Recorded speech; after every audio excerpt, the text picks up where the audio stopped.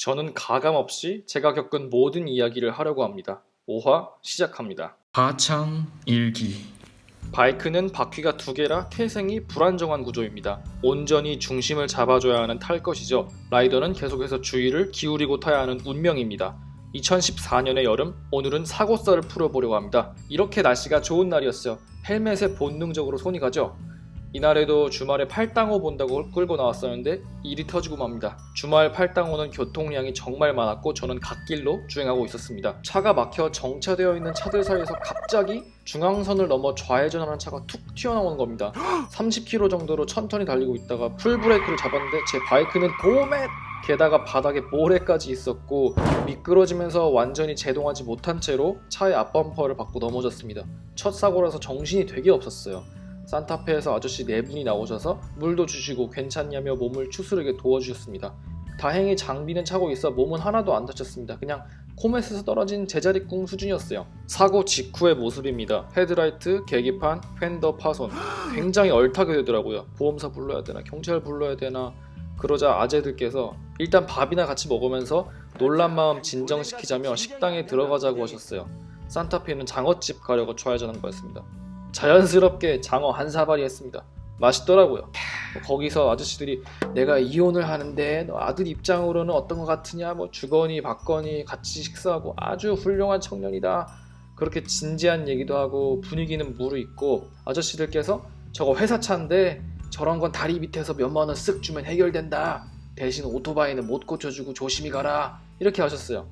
저는 그때 굉장히 감동받고 다행이다, 정말 아무 일 없던 것처럼 끝났다 하고 되게 좋아했었는데 댓글에 장어값으로 퉁쳤다고 사람들이 엄청 욕하더라고요. 호구라고. 그때는 정말 아무것도 몰랐습니다. 그냥 서로의 잘못이구나 하고 넘어갔었어요. 집에 가니까 또 터져 있더라고요. 바닥 흥건한 거 보소. 저게 인치업 한다고 나사를 박아둔 겁니다. 앞바퀴에 무슨 엑시브 뒷타이어를 박아둔 거예요. 지금 보니 진짜 노답이네. 리어 디스크판 깨졌고요. 그때 고치는 김에 안전하게 타자고 앞뒤 타이어 싸구려지만 싹 교체했습니다. 사고 나니까 더 조심해야겠다 생각이 들더라고요. 이상한 엑시브 뒷타이어 빼고 제대로 된 앞바퀴 끼웠고요. 정말 많이 좋아지더라고요. 개인적으로 타이어는 도로에 직접 닿는 것이기에 이왕이면 좋은 걸 써줘야 된다는 생각입니다. 리어 디스크판 신품 교체하고 리데나 교체하고 라이트 커버 반짝반짝 조금 틀어졌지만 뭐 양호.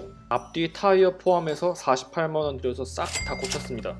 사고 난 그날 장어 처먹고 꾸역꾸역 또 한강까지 갔었네요. 날씨가 너무 좋길래. 사고 후 집에 돌아온 저는 사고에 대해서 진지하게 생각하게 됩니다. 모터사이클 사고 원인과 대응책 식별이라는 일명 허트 리포트의 보고서에 의하면 이륜차 사고의 약 4분의 3은 다른 교통수단과의 충돌로 발생하며 대부분 승용차라고 합니다. 차와 이륜차 사고의 3분의 2는 다른 차량의 모터사이클 진로를 방해해서 생긴, 즉 이륜차 보호 의무를 위반해서 발생한 것이라고요. 자동차 운전자가 이륜차를 보지 못한 것이 사고 발생의 주요 원인이라 합니다. 차량 운전자가 충돌 전까지 이륜차를 보지 못했으며 봤다 하더라도 충돌을 피하기 너무 늦은 경우가 많고요. 또한 교차로가 모터사이클 사고 가장 많이 발생하는 장소라고 합니다. 이거 완전 제 얘기죠?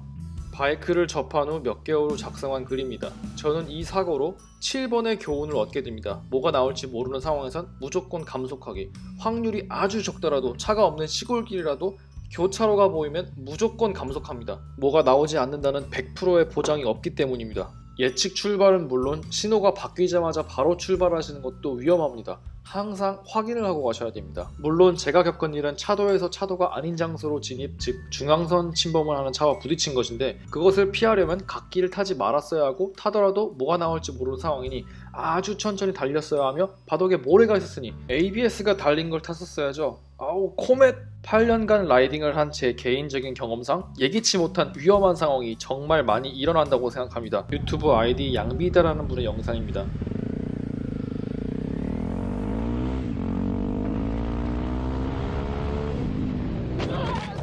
택시의 불법 유턴으로 인한 사고입니다. 불법 유턴 사고는 이륜차 사고 중 사망률이 가장 높은 사고 유형입니다. 이를 피하기 위해선 언제든지 전방을 주시하며 과속을 하지 말아야 하며 좌회전할 때 아니면 웬만하면 1차선을 피해서 다니는 것이 좋습니다. 즉 교차로에서 서행을 하시고 유턴할 가능성을 염두에 두고 방어 운전을 하셔야 합니다. 솔직히 정말 화나는 상황도 많이 겪었습니다.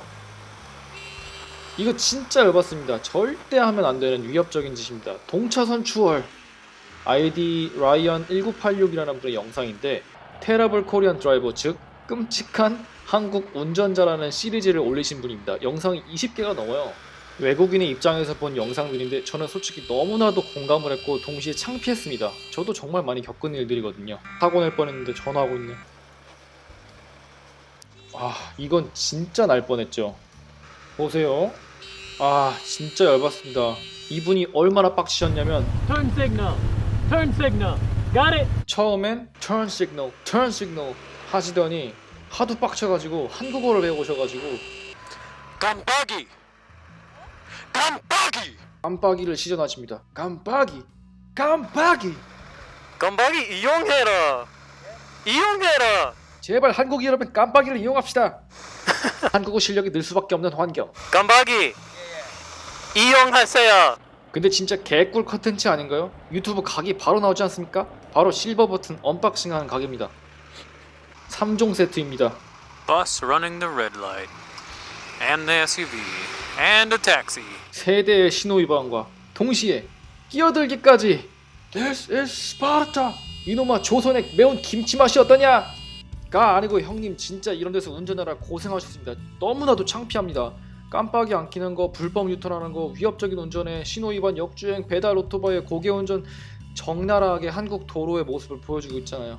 앞에서 보셨듯 도로는 전쟁터나 다름없습니다. 이 전쟁터 같은 곳에 이종소형 면허만 있다고 바로 큰 바이크로 도로를 나가는 건 개인적으로 무리가 있다고 봅니다. 가까운 나라 일본의 대형 면허 시험장이라고 합니다. 무려 7단계로 나누어져 있는 일본의 면허 체계는 실생활에 필요한 모터사이클 세우는 것부터 시작합니다. 호주에선 대형 면허를 위해 최소 39개월이라는 시간이 걸린다고 합니다. 해외 운전면허 취득 과정만 비교해도 현저한 차이가 있고 이종소형은 지난 30년간 변화가 없었고 개선이 시급합니다. 이런 묘기 같은 걸 하면 합격입니다. 합격률은 낮지만 사실상 안전하게 타는 법에 대한 교육은 전혀 없고 도로 위에서 어떤 상황이 일어나는지 전혀 모릅니다. 저처럼 경험을 통해서 알게 되는 게 대부분입니다. 하지만 그 과정을 겪기엔 위험 부담이 너무 많다는 겁니다. 개인적으로 죽지 않고 모터사이클 타는 법이라는 책을 추천드립니다. 바이크를 탄 이상 이게 위험하다는 것을 인지하시고 안전하게 타려는 노력을 하셔야 합니다. 우리는 누군가의 사랑하는 사람이고 가족이고 친구니까요. 오늘 말씀드린 사고가 제 처음이자 마지막 사고입니다. 앞으로도 쭉 마지막이 되도록 노력해야겠습니다. 우리 모두 안전운전합시다. 다음 화에 계속.